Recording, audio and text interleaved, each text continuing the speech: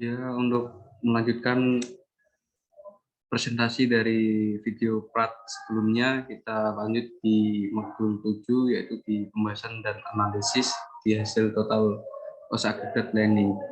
Dari tabel di atas dapat diketahui total cost paling tertinggi di metode perhitungan cash workforce demand atau net workforce vary sebesar 94.572 dolar, dan total cost terendah berada di metode perhitungan cash current demand dengan sebesar 82.040 dolar. Jadi dapat disimpulkan PT Lamla Berkat cara memilih metode cash current demand.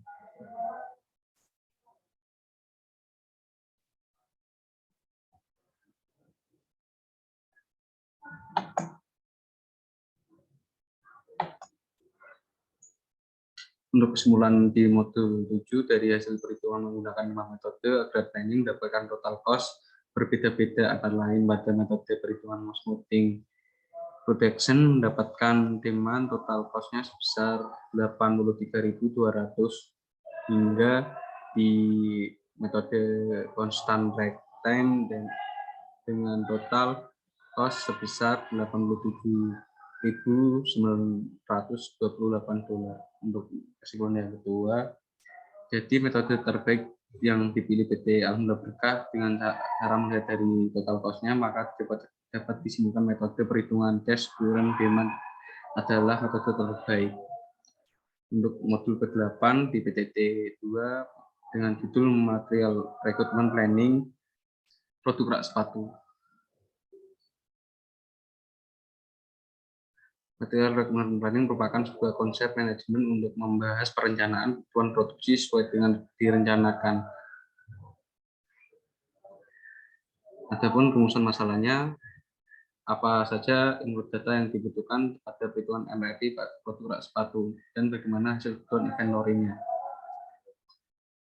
Untuk pembahasan dan analisis di minggu dari hasil forecasting besar 1.212 dibagi menjadi 4 periode produksi, yaitu dengan di periode pertama 305 hingga periode 4 sampai 300 unit rak sepatu. Untuk data inventory-nya, rak sepatu sebanyak 70 unit dan alas vertikal hingga alas vertikalnya sebanyak 40 unit.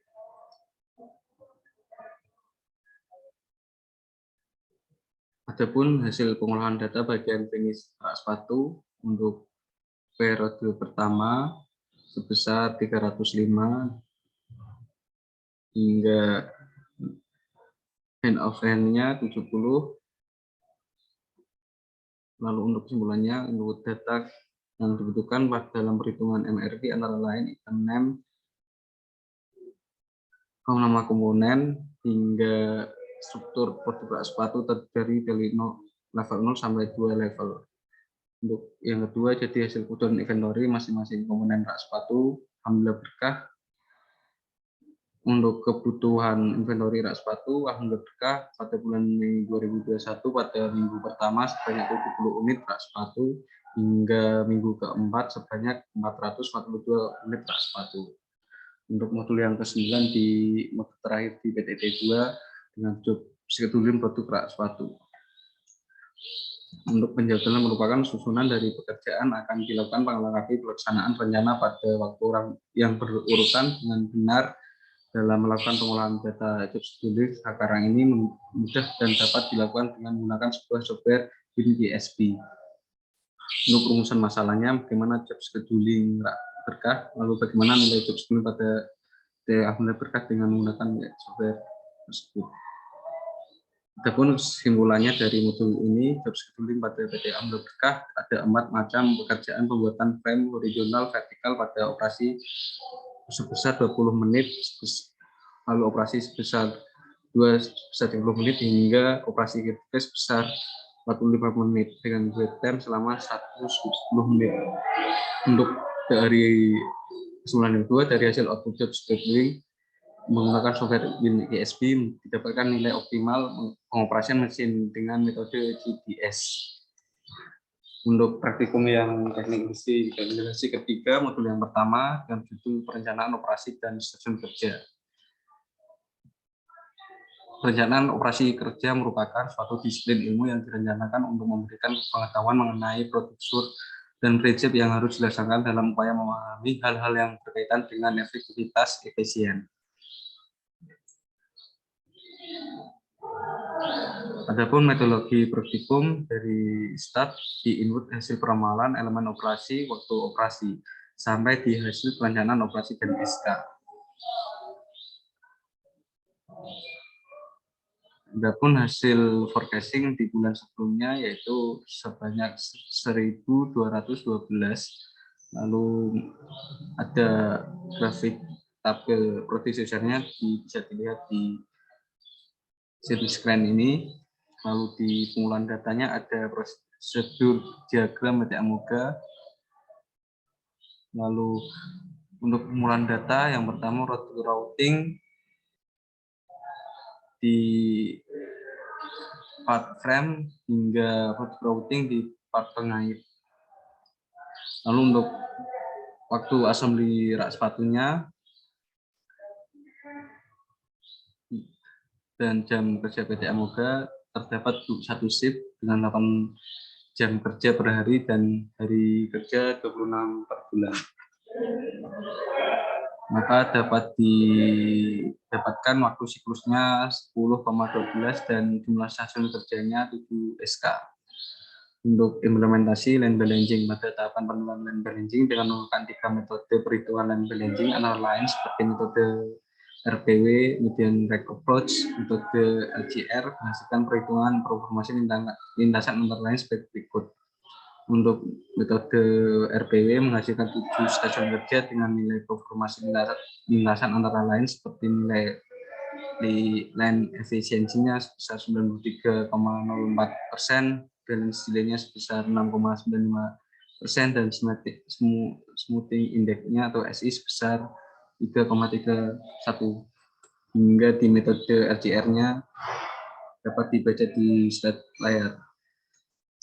Untuk pemilihan metode line balancing, pada tahapan pemilihan metode line balancing, data perhitungan dari 3 metode tersebut maka dapat dipilih metode RA atau region approach adalah metode terbaik dengan hasil efisiensi lintasan sebesar 93,04.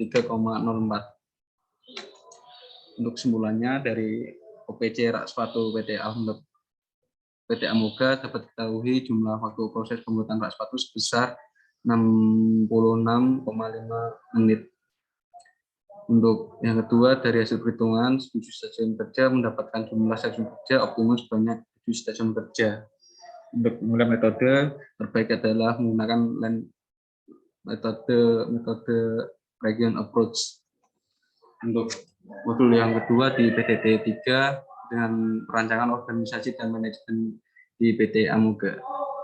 Untuk profil perusahaan, PT Amoga merupakan perusahaan manufaktur yang bergerak pada bidang furnitur kebutuhan rumah yang pada awal pendiriannya memproduksi satu jenis barang yang bernama rak sepatu 4 tingkat serbaguna dan mempunyai fungsi tambahan berupa pengait. Perusahaan tersebut berdiri mulai dari produksinya pada awal tahun 2020.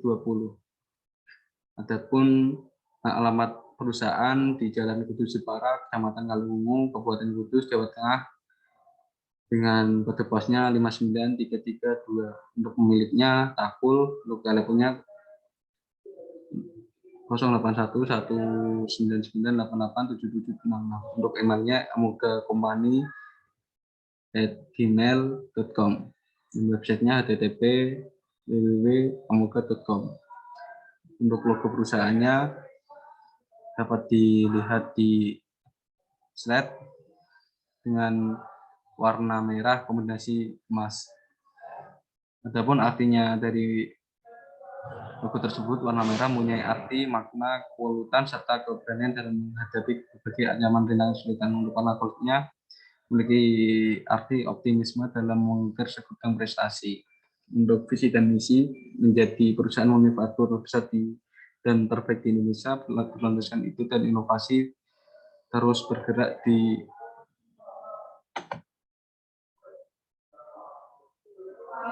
untuk value dan belief-nya bisa dilihat di slide.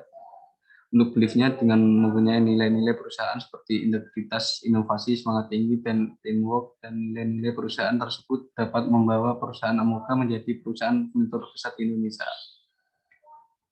Untuk Matrix IE-nya dari tabel hasil Matrix IE di atas, PT Amoga terletak di posisi Matrix IE ke-5 pada tingkat sedang. Posisi tersebut mempunyai arti posisi perusahaan Amoga dalam posisi bertahan dengan melakukan strategi pertumbuhan melalui perkembangan pasar rak sepatu.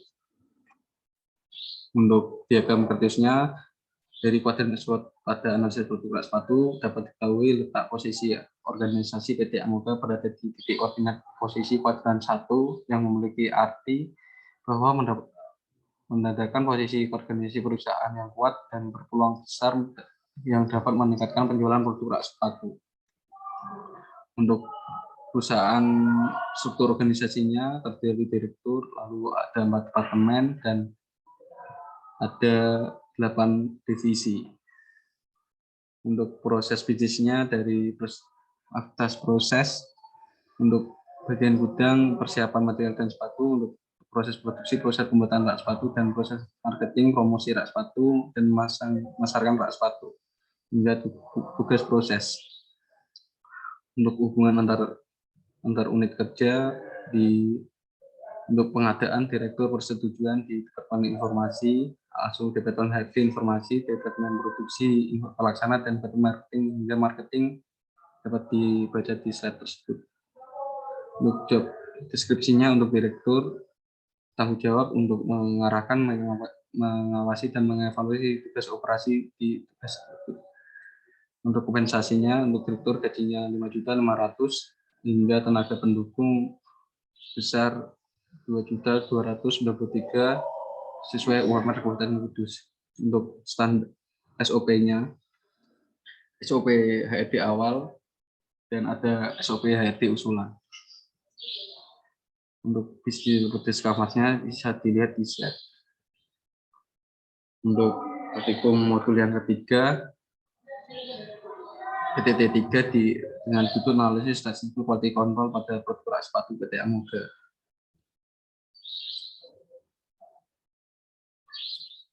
Untuk pengumpulan datanya, pengolahan data assembled dengan total 8,04.